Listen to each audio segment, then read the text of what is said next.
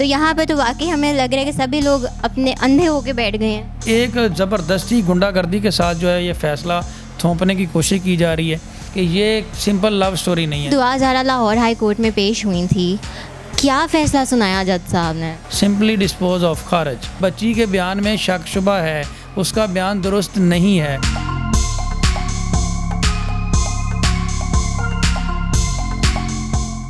अस्सलाम वालेकुम, मैं हूं अफसा खालिद और आप देख रहे हैं दस्तक टीवी। दुआ ज़ारा केस के हवाले से दस्तक टीवी पर पल पल की खबरें हम आपको देते रहे हैं और आज हम फिर मौजूद हैं एडवोकेट फ़याज़ रामे के साथ और इन्हीं से ही आज हम जानेंगे कि कल दुआ ज़ारा की लाहौर हाई कोर्ट में पेशी हुई थी, उस पेशी में क्या फ़ैसला सुनाया गया। अस्सलाम वालेकुम। जी वालेकुम अस्सलाम।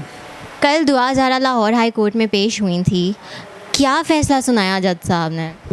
ये बेसिकली जो लाहौर हाई कोर्ट में पटिशन दायर की गई थी, ये ज़हीर की वालदा की तरफ से दायर की गई थी और ये जो पटिशन थी ये हरासमेंट की पटिशन थी। ये आम तौर पे तब दायर की जाती है जब आपके ख़िलाफ़ कोई FIR ना हो और आपके ऊपर कोई जुर्म ना बनता हो और पुलिस आपको बिला वजह हरासा परेशान कर रही हो।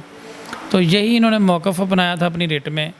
तो एक्चुअली जो फैक्ट था वो आपको पता है कि इनके ऊपर FIR थी, ये रिट तो खारिज ही होनी थी क्योंकि FIR हो तो फिर ये रिट का कोई मकसद नहीं बनता, क्योंकि इसमें डायरेक्शन हो भी तो यही होती है कि कोई पुलिस ऑफिसर या इदारा जो है वो अनलॉफुली या इलीगली किसी को हरासा ना करे। तो जब FIR होगी तो वो तो एक लीगल प्रोसीजर है, वो अनलॉफुल या इलीगल नहीं रहा कोई चीज़, तो वो रिट इनकी खारिज होगी। उसमें सिंपल डायरेक्शन भी जज साहब ने नहीं की, जो मैं आपको बताना चाहूँ कि जो as a matter of right होती है कि विद डायरेक्शन डिस्पोज ऑफ कर देते हैं, सिंपल डिस्पोज ऑफ कर दी। अगर मैं आसान अल्फाज में बताऊँ, हमने जब जो कोर्ट में जाके सिंध हाई कोर्ट का ऑर्डर दिया और जज साहब ने अगला ही लफ्ज़ ऑर्डर पढ़ने के बाद कहा डिस्पोज ऑफ, हमने कहा सर एनीथिंग, उन्होंने कहा कोई डायरेक्शन नहीं, सिंपली डिस्पोज ऑफ खारिज। आप सिंध हाई कोर्ट का जो ऑर्डर है उसके ऊपर इम्प्लीमेंट करें, जाके वो इम्प्लीमेंट होगा। तो बेसिकली एक तरीके से उन्होंने सिंध हाई कोर्ट का जो ऑर्डर है उसको इज़्ज़त भी दी है मौजूदा अदालत को, और उनको उन्होंने कहा है कि ये सिंध का मैटर है।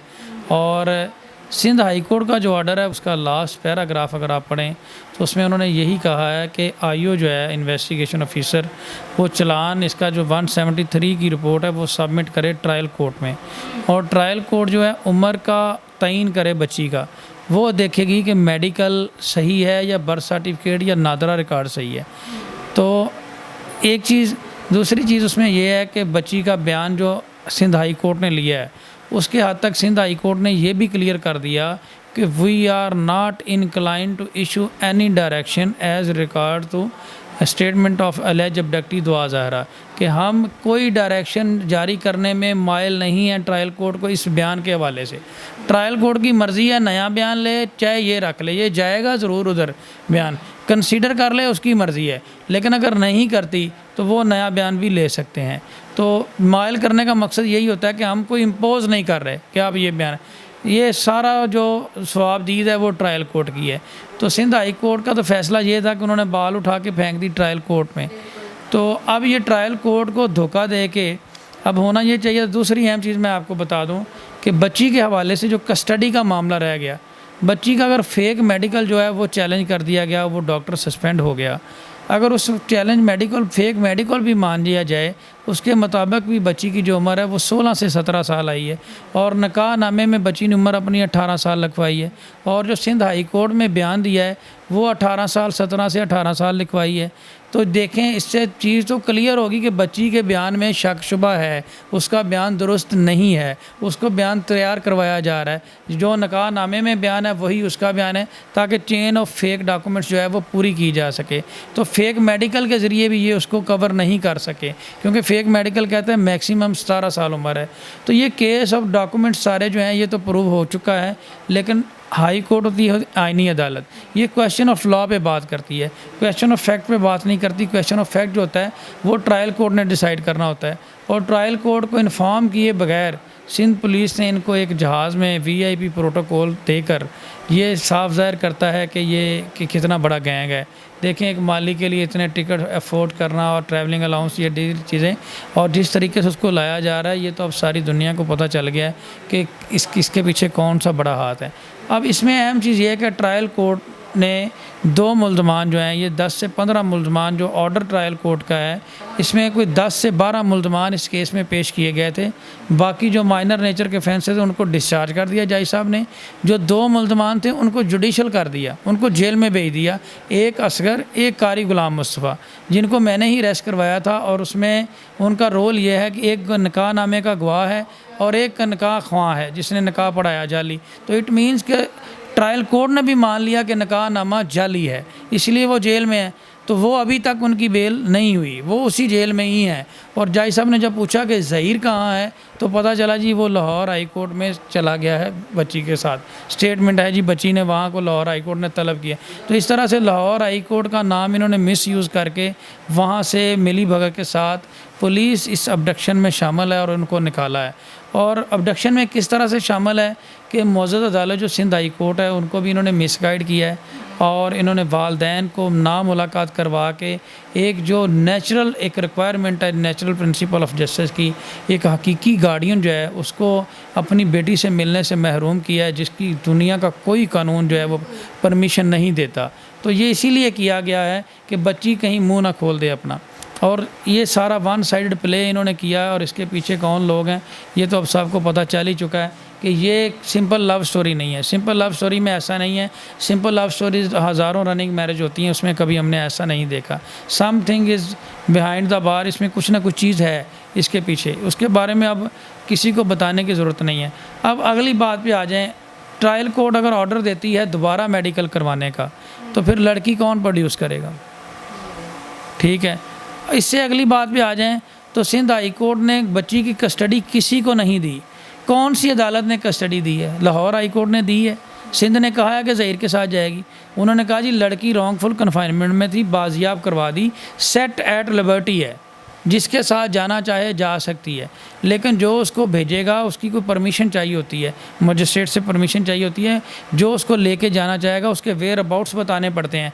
भाई कल को लड़की प्रोड्यूस करेंगे तो कहाँ से करोगे? पुलिस ने अपनी जो गुंडागर्दी करते हुए, सारे डॉक्यूमेंट्स को रिजेक्ट करते हुए, अपने जो इनके ऊपर माफिया जो इनके पीछे थे उनको खुश करने के लिए बच्ची जो है वो भेज दी। और कल को अगर मेडिकल करवाने के लिए ट्रायल कोर्ट बच्ची को तलब करती है तो सिंध पुलिस मुझे बताएं अगर नहीं पेश करती तो कंटेम्प्ट ऑफ कोर्ट लगेगी या नहीं लगेगी?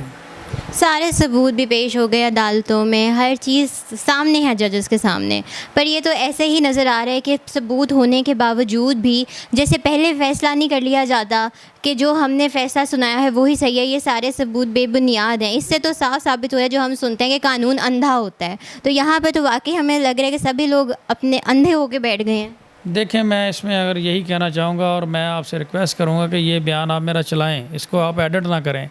एक जज जो है वो अरबों खरबों रुपए के मुल्ज़मान जो हैं उनकी ज़मानतें एक्सटेंड करता है, और एक बच्ची की मुलाकात अपने वालदैन से नहीं करवाता कि कम अज़ कम आपने एक फ़ितरी तकाज़ा जो है उससे ही महरूम कर दिया वालदैन को, और 2 मिनट में बच्ची ने सच बता दिया। और ये क्या हो रहा है, एक इतना बड़ा बंडल डॉक्यूमेंट्स का, निकाह नामा उसका 16 साल का वो, और ये जो मेडिकल के बारे में मैं आपको बता दूं जो हमने पढ़ा है, ये एंडोक्रिनोलॉजिस्ट होता है एक, जो मेडिकल करता है, इसका एक तरीक़ाकार होता है, और वो पूरा बोन बताता है कि कौन सी बोन का मैंने टेस्ट किया है। ये कहाँ कि उसकी ओपिनियन कहाँ लिखा है कि वो कैसे बता सकता है कि इसकी फ़िज़िकल एज इतनी है? डॉक्यूमेंट्स के कंपैरिजन में ये कौन से लॉ में लिखा है, कौन सी किताब में लिखा है कि उसकी उम्र ये है? तो ये एक ज़बरदस्ती गुंडागर्दी के साथ जो है ये फ़ैसला थोपने की कोशिश की जा रही है, जिसको किसी सूरत नहीं माना जाएगा। बच्ची अंडर एज है, सारे मामलात हैं, सबकी बहन बेटियां, ये पूरे पाकिस्तान का मसला है। और इस तरह से तो फिर कोई भी जाली डॉक्यूमेंट बनाए और किसी की भी बहन बेटी के साथ मजाक करे और ले जाए उसे और उसका शोर बन जाए। और बेसिकली जो मुझे लग रहा है ये ह्यूमन ट्रैफिकिंग का मामला है। ये बच्ची को उन्होंने स्लेव बनाया हुआ है और स्लेव बना के ये रखना चाहते हैं। चलें, अब एडवोकेट फ़याज़ रामे साहब, बहुत शुक्रिया आपका कि आपने हमें कल की पेशी के हवाले से तफसीलात हमारे साथ शेयर की हैं। देखते हैं कि दुआ ज़ारा का केस अब कहाँ पर जाकर ख़त्म होता है। हर शख्स की नज़र इस केस पर है और पब्लिक भी दुआ ज़ारा की फ़ेवर में अपनी आवाज़ उठा रही है, उस बच्ची के लिए फ़िक्रमंद है। मज़ीद अपडेट्स के लिए देखते रहिए दस्तक TV।